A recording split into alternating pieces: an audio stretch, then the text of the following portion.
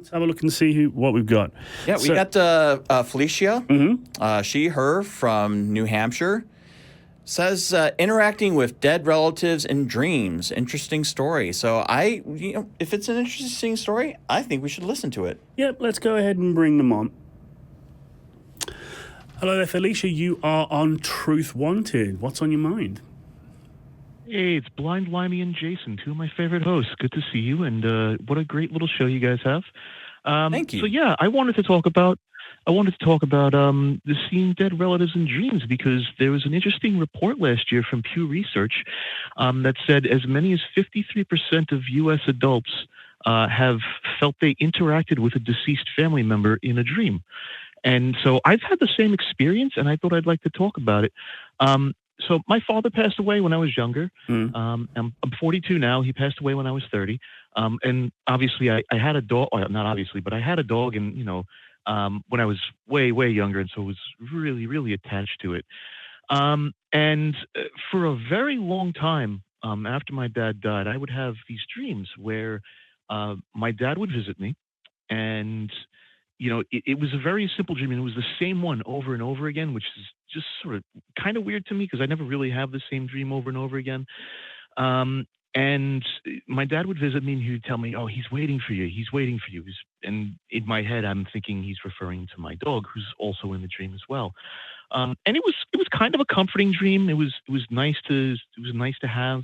And then at the age of 41, I decided to transition. I finally decided. I took the plunge, as it were. And so it was really weird because up until that point, I would have that dream. And after I transitioned, I don't have that dream anymore. And I don't have a lot of other associated anxieties that I used to have pre-transition. And I'm just wondering from your guys' point of view, that sort of stuff, reporting seeing the dead in their dreams or feeling like they've actually interacted with them. I'm wondering from your guys' point of view, if you think maybe if that's like a trauma response or just some sort of unresolved emotional thing that's going on. So a couple of things first. Yeah, let's give a disclaimer on that we are not therapists in any way to make the assessment that is a trauma, because could be. Well, what I want to say first off, though, is firstly, congratulations on finding your true self and having the courage to go with it. Fantastic. Secondly, I just want to make sure that I'm understanding you correctly. You were having these repeated dreams about your father and talking about your dog. Do you believe that it was actually the spirit of your father, or do you just believe it was a figment of your imagination? Where do you fall on that? So, all right. So this is going to sound strange because I'm very much an empiricalist. I really do truly stand by the scientific method. But prior to transitioning, I kind of thought, maybe he was actually visiting me. Even though I knew in my head that's a silly idea, but there was just something I couldn't shake about it. And then when the dream stopped, after transitioning, when they stopped, I started to rethink that position because it didn't make sense. And then why would transitioning cause my own father, who is long dead, to stop visiting me if such things were real, So you can probably guess that, at least I've never seen any compelling evidence of those that have passed actually, in actuality, speaking to us on this mortal plane.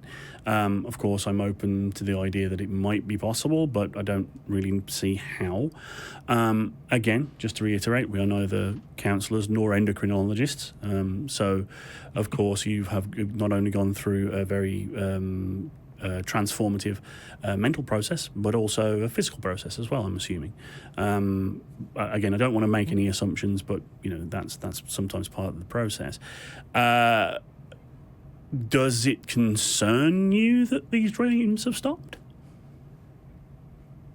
No, I don't think it concerns me that they've stopped. I'm actually kind of happy that they've stopped because those dreams were actually kind of stressful. I mean, there was a level of comfort there, but at the same time, like, I would always start asking myself, like, is he visiting me because like I'm closer to dying? Like what's going on here? It was really, really kind of like, on one hand, it was like, oh hey, yeah, that's my dad. I love him and I love my dog too, and yay.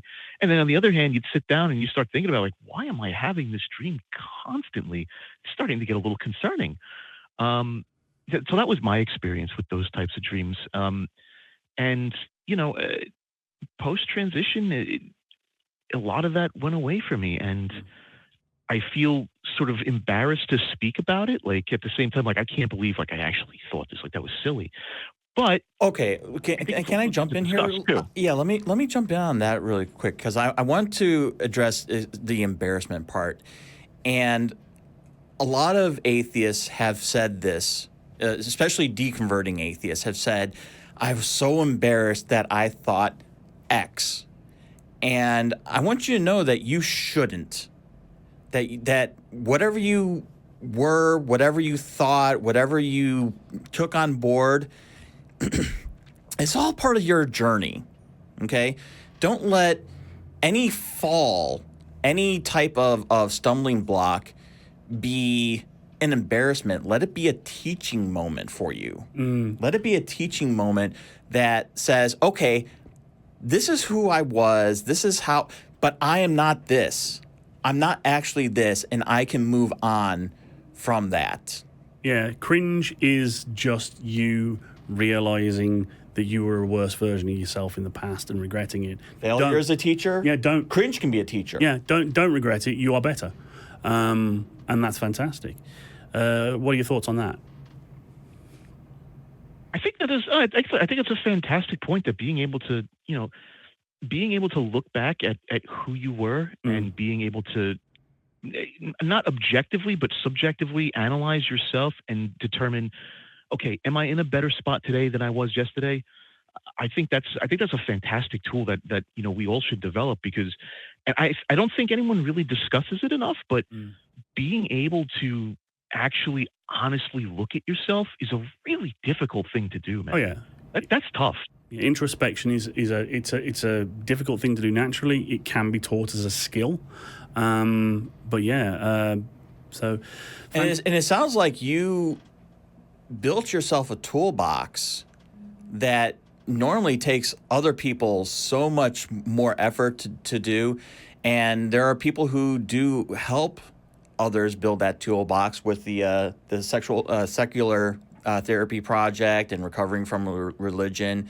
It doesn't sound like you necessarily need their help right away, but if anybody is in your similar situation and they're like, ooh, I don't know how to get past this, or, like you said, you didn't know if your father coming to you meant that you're next. Let's not have this be some morbid bridal ceremony where you're throwing the bouquet of dead roses. That we don't want that.